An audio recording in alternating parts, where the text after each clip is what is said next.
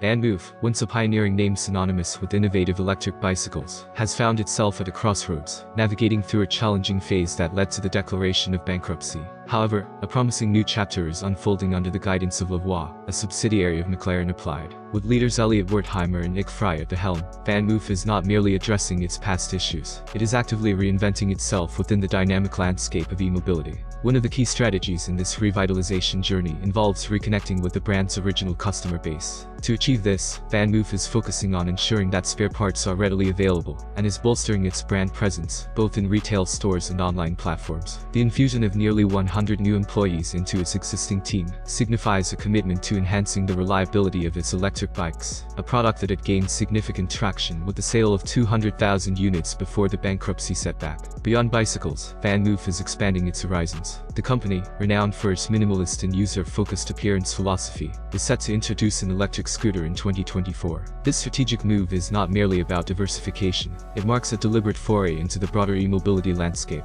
With the technical expertise of Lavoie backing this venture, there are high expectations for the upcoming electric scooter. However, the road ahead for electric scooters is not without its challenges. In Europe, e-scooters have not been embraced as warmly as their e-bike counterparts. Governments, exemplified by France, have displayed a clear preference for e-bikes in urban mobility, going so far as to impose bans on electric scooter rentals.